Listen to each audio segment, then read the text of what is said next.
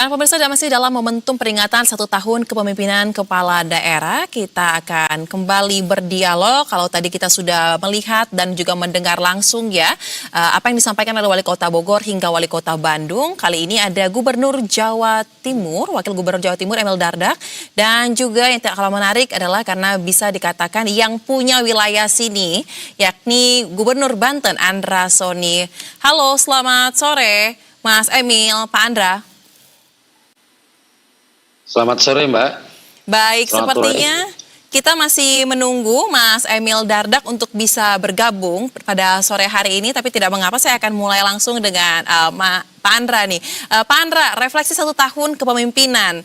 Ini kan hari ini ya, tepat ya, kita sudah menjalani 1 tahun kepemimpinan. Anda memimpin Banten dengan visi Banten maju, adil, merata, tidak korupsi. Nah, jika Anda harus diminta untuk mengevaluasi, kira-kira tantangan yang paling menonjol dalam 1 tahun ini apa sih, Pak Andra? Saya rasa yang semua ya, semua itu menonjol, terkhusus terkait dengan bagaimana kita dalam upaya meningkatkan kualitas sumber daya manusia dan juga meningkatkan konektivitas yang ada di wilayah Provinsi Banten, khususnya masalah infrastruktur. Itu merupakan tantangan terbesar saat ini yang harus menjadi perhatian kita bersama. Baik, sumber daya manusia dan konektivitas infrastruktur. Nah, kemudian kalau berbicara mengenai capaian fundamental, kira-kira dalam 1 tahun ini seperti apa? Saya mungkin hanya bisa merujuk kepada data yang disampaikan oleh BPS. Pertama adalah angka harapan hidup warga Banten tahun 2025 itu meningkat. Kemudian juga pertumbuhan ekonomi Provinsi Banten secara makro itu tumbuh 5,37%. Kemudian juga partisipasi sekolah kita naik, dan ini semua alhamdulillah mengkonfirmasi beberapa program yang kita laksanakan di tahun 2025.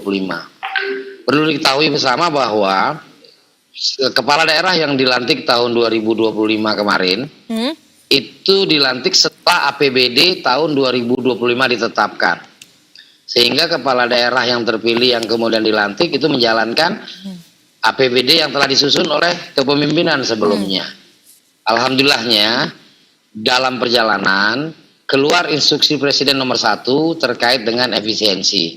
Nah, dengan impres tersebutlah alhamdulillah kita coba mengembangkan merelokasi anggaran-anggaran yang menurut pandangan kita, menurut pendapat bersama bahwa itu tidak efektif. Salah satunya adalah perjalanan dinas, rapat-rapat di hotel, dan sebagainya.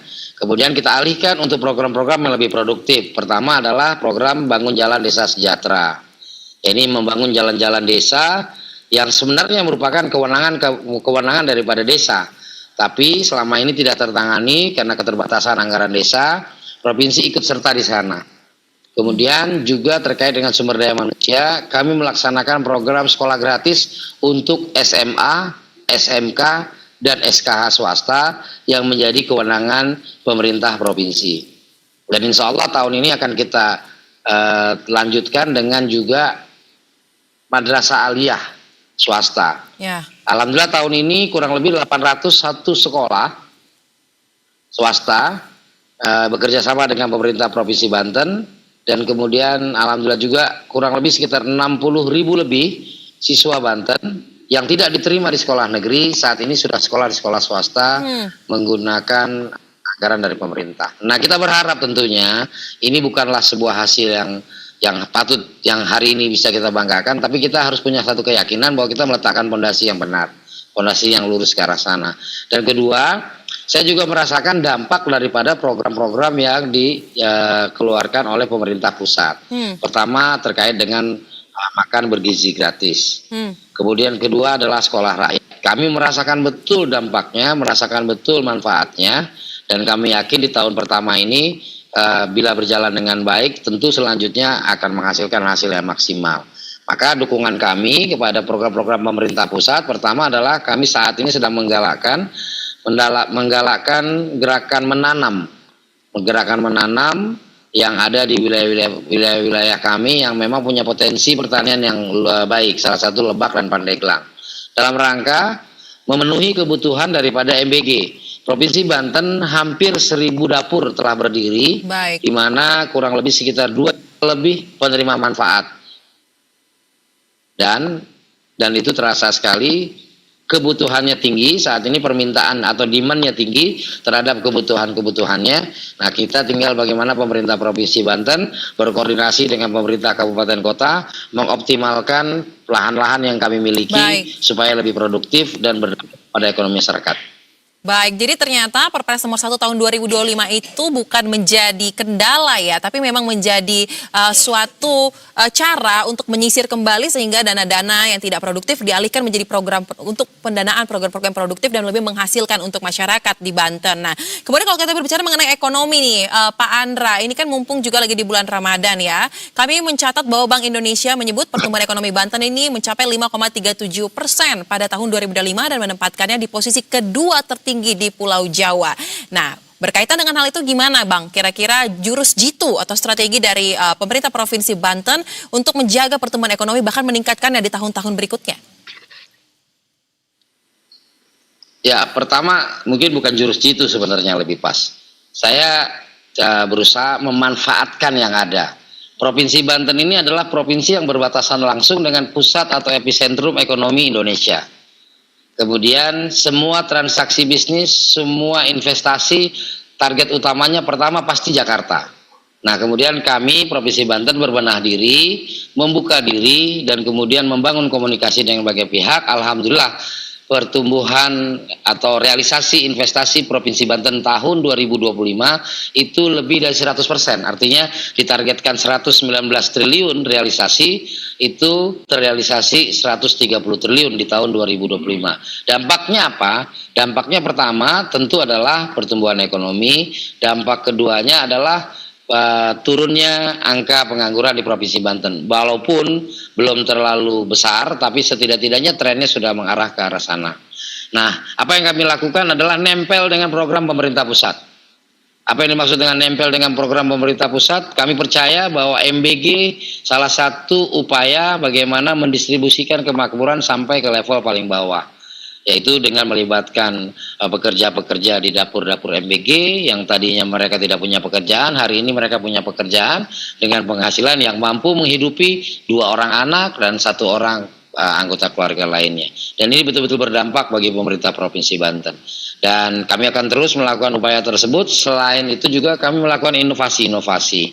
Bahwa pemerintah Provinsi Banten harus menjadi supplier kebutuhan pangan daripada wilayah terdekat. Kami tahu aglomerasi Jakarta itu ada 42 juta penduduk. Ini merupakan sebuah pasar dan Provinsi Banten harus berani mengambil peran, berani bersiap diri untuk menjadi salah satu supplier kebutuhan aglomerasi Jakarta. Demikian. Baik, menarik sekali. Nah, Pak Andra, dalam momen ini kami juga ingin meminta tanggapan Anda terkait dengan persoalan klasik yang masih terus berulang, yang ini kami himpun juga dari tanggapan warga yang tinggal di wilayah Provinsi Banten ya. Salah satunya adalah mengenai krisis lingkungan, ya ini soal sampah yang menggunung, pengelolaannya, bahkan pencemaran, baik itu air ataupun udara. Nah, kita lihat beberapa waktu yang lalu ya, soal sampah di Tangerang Selatan menjadi sorotan publik juga. Nah, kira-kira untuk sampah di tahun ini seperti apa nih strategi ataupun cara keluar yang disiapkan oleh Pemprov? Ya, pertama kami tidak mau menyalahkan keadaan bahwa memang perkembangan kota di Provinsi Banten, khususnya kota Tangerang dan Tangerang Selatan, daerah pemekaran yang kemudian saat ini menjadi salah satu kota yang paling padat di Indonesia.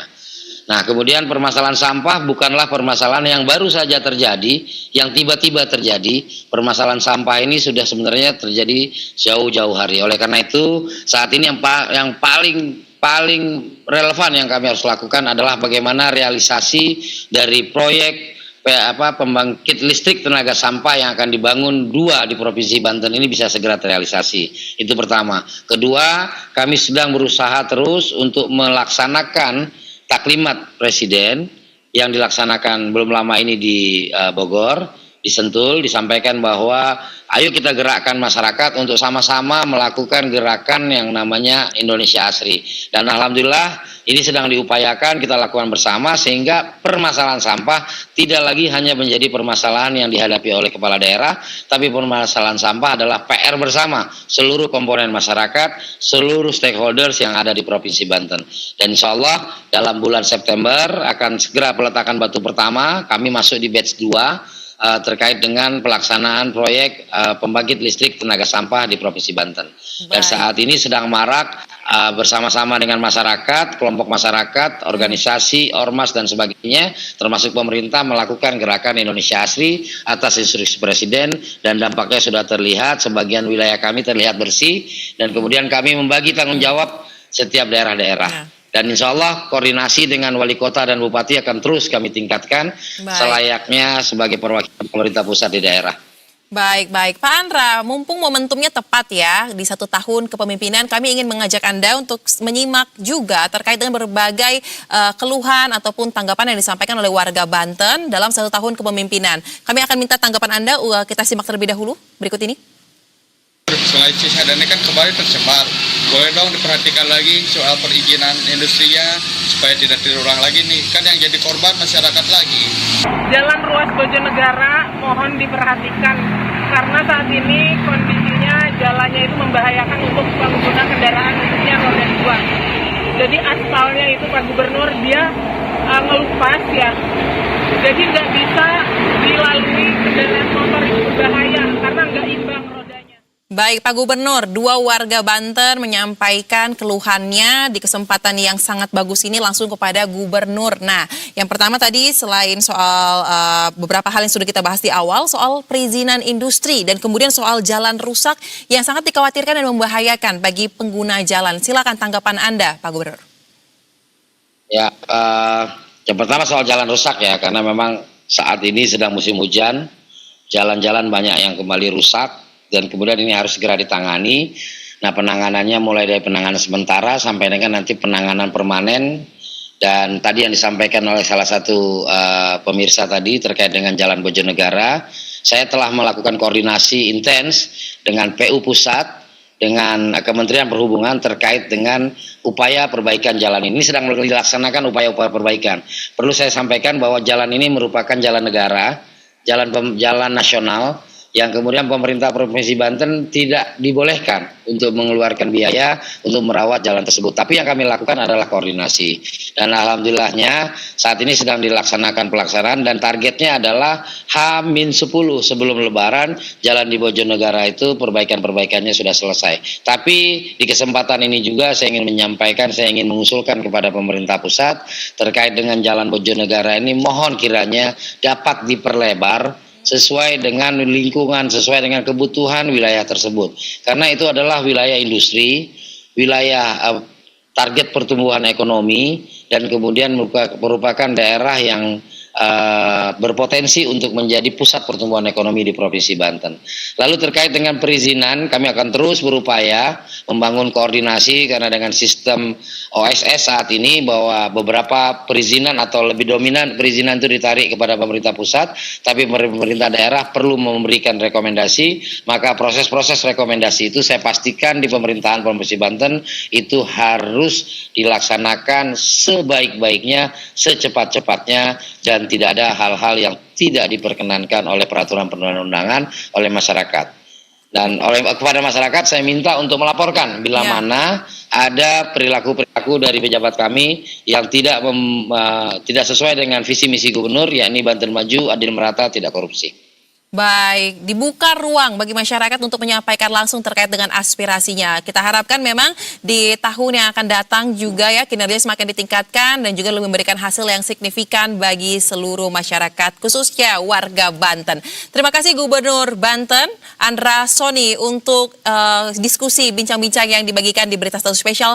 Salam sehat, selamat